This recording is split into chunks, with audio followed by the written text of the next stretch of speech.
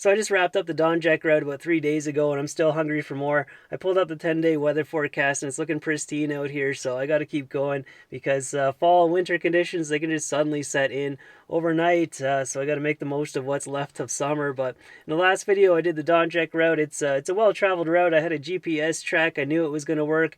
This time, I just drew a big loop on the map, and I have no idea what I'm going to find out there. There's a few pinch points, but they're close enough to the starting point, so if I have to turn around to the van, I should be able to do so. But let's get packed up and get going. So I've got 5 meal packs, a whole bunch of bars, jerky, trail mix. This is all Rocco's food and treats. Made sure I got lots of chocolate this time, but I'm really upset with myself because I forgot to buy more Starbucks via instant coffee. I've only got 4 packs. It would have been nice to have at least 10.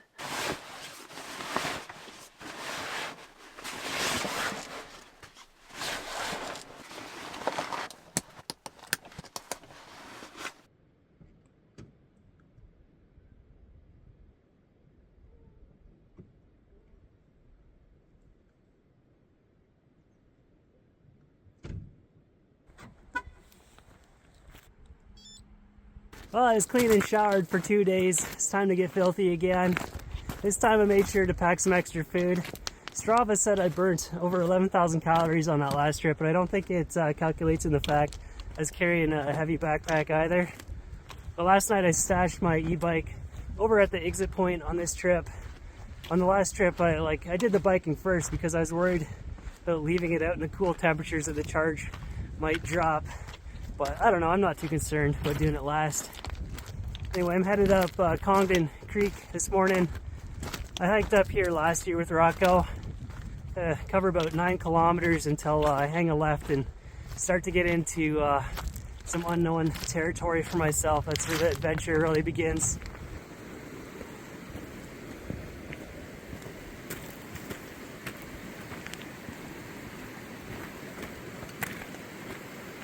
Feels great to be out again already. Usually if there's a gap in videos, it means I'm just waiting for the right weather to do stuff. But sitting around in the van, it's no fun, just dwelling on the past. Even good memories and achievements, I mean, they're behind you. Gotta let them go. I find even trying to set things up for the future can be unsettling. Like truly, all we really have is the present moment. You gotta make the most of it. And I find being on trips like this just puts me right in it.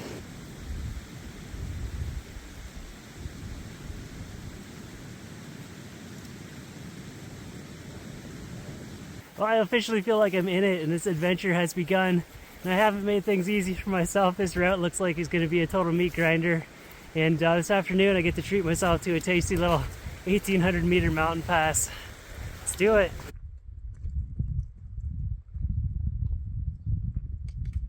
If you haven't noticed yet, a lot of hiking in the Yukon is on these rocky creek beds and drainages, so it's fairly straightforward when you want to get creative and design your own routes. I just look at the satellite imagery and like within an hour I had this drawn up.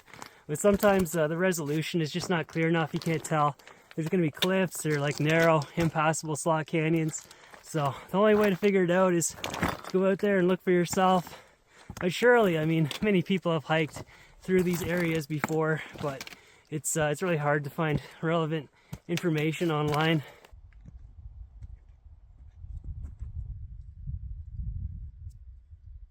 Well, it was easy enough to get up that one, but can we actually get down it to connect onto Bullion Creek? What do you think, Rocco? Should we give it a shot? 5 more minutes, then we'll go.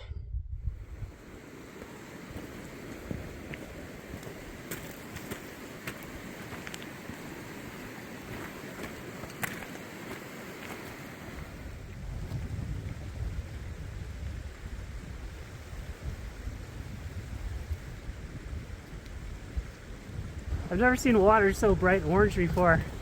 It smells a little sulfury. But yeah, everything in this valley looks like poison. I don't want to use any of this to make my dinner. Hopefully it's cleaner down at Bullion Creek.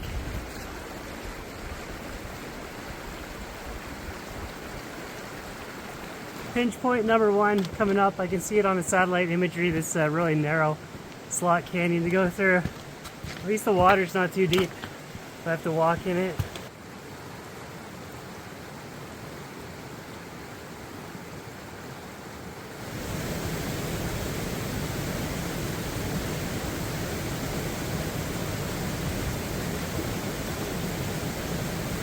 There's no way I could go through that slot canyon. It looks promising. There's a bypass up here on this bench though. Trying to deal with this hard pack is one of the worst things in the mountains. What have I gotten myself into? This is really bad. Oh, I don't know how I'm gonna get down this. I'm so close, it's like right there. It's just like a slip and slide if I step on it. I need to get over to that channel. I think that's my ticket to get down here. Of course, Rocco, she's got no troubles with this.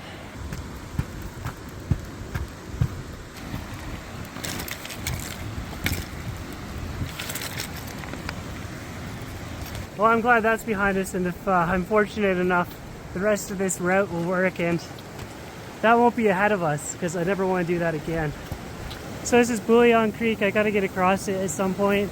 I'll follow it down for about 3.5 kilometers to Medellin Creek.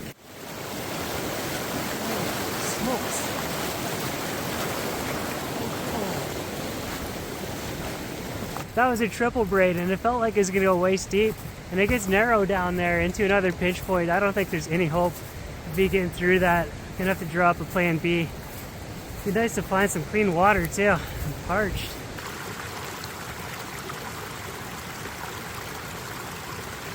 When I was paying for my backcountry camping at Parks Canada, the woman at the desk was just like, you know, you can get a refund if it doesn't work out. So maybe she had a hunch of what I was going to encounter out here, but I'll just try to go further upstream. Maybe I can salvage the route and find a different way across these mountains. But it's almost 8 o'clock. My day is pretty much over.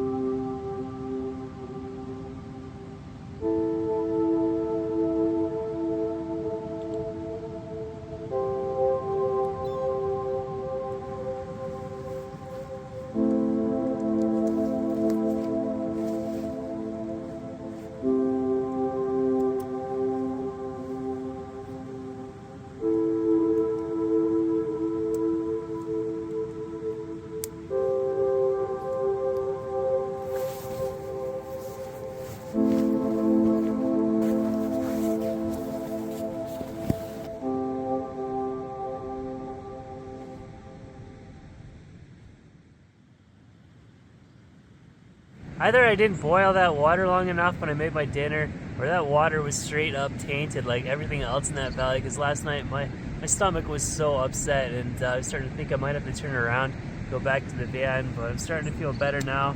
I passed by a better looking source last night, so I'm going to dump this one and go refill it with that other water.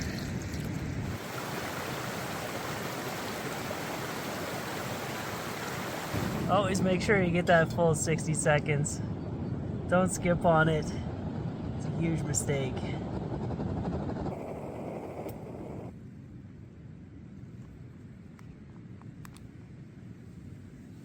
I'm guessing I just got a small dose of Giardia, the appetizer course. I'm really glad it wasn't full blown. That would have been a really long and grueling hike out of here. But I'd rather it be that than some kind of harmful deposit like lead or mercury or arsenic. You guys saw all this strange colored water seeping out of that valley. Definitely didn't develop any superpowers after drinking that, but it's never good news to take from those little trickles. Normally I try to get from like the high flow creeks, but I was desperate last night. Really like the color scheme out here, just all the subtle hues of green and orange and brown and gray. Wes Anderson could shoot a movie out here and save himself millions of dollars. Wouldn't have to color grade it. It's already done for you.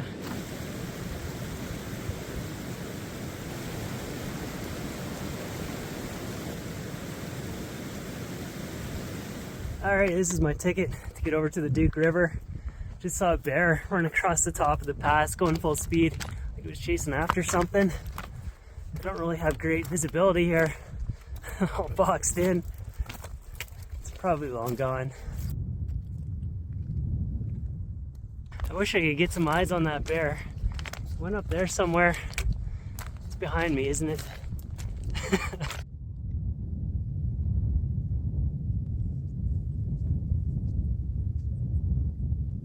Well, that worked. When life gives you onions, make onionade. but that severed off a large portion of my route. So this is looking like it's going to be like a 3-day trip instead of a 4 or 5, but that's all right.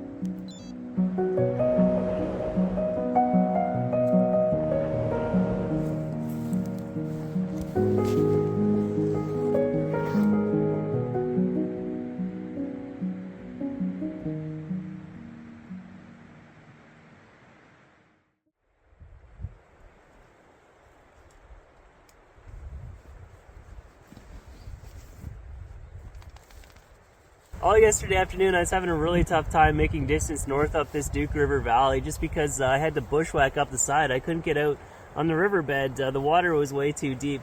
When things don't work out, just sleep on it and hopefully conditions will improve. Looks like the water level lowered enough overnight that I can actually get out there. So I'll try to fast travel up to Box Lake today.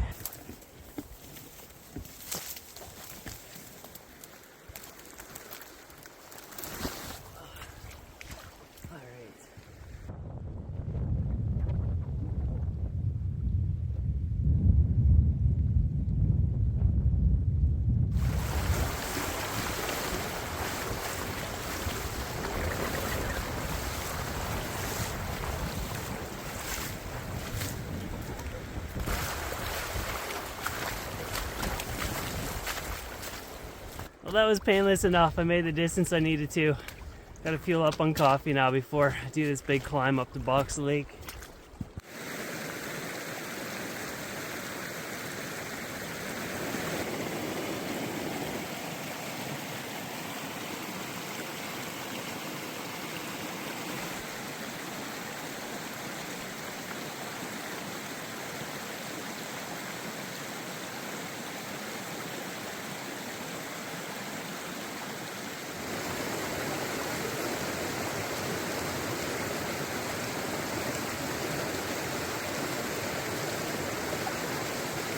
I got my caffeine fix. I feel like I'm on a magic carpet right now.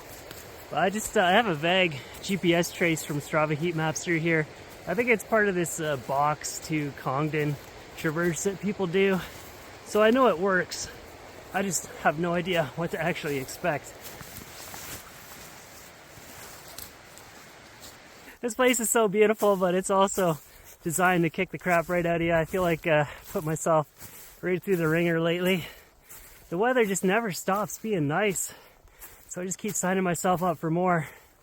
But I think the next thing I sign myself up for is a few days on the beach, relaxing. I can see the notch in the ridgeline that I'm headed for. It's still another 400 meters of climbing. I'm saving the biggest and most difficult mountain pass for last. But Box Lake, I think it's a popular spot. There's a good chance that I'll see some people out there enjoying this wonderful August weekend.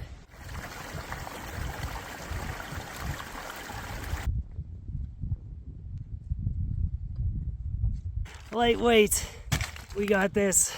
We'll crush this out. And an escorted jet just flew over. Wonder if that was Joe Biden up in Alaska. Could have been.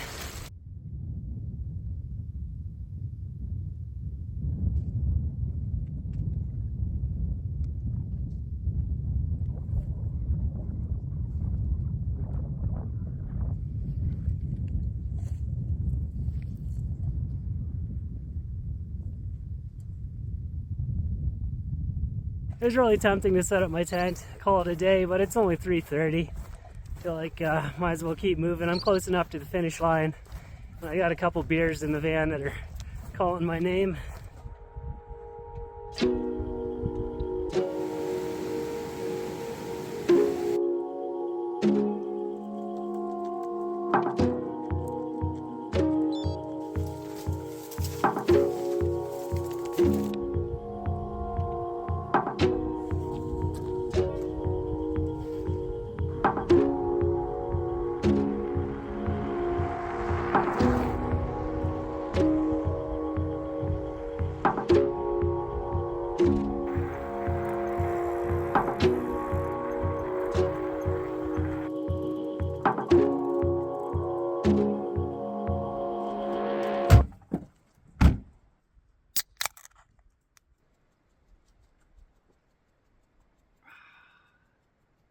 It kind of makes me sad when these routes are finished because they're done. You can never do them again for the first time, but I'm sure there's still a lot more in the area to discover. But I honestly hope that it starts to rain because I could use some time off to heal up.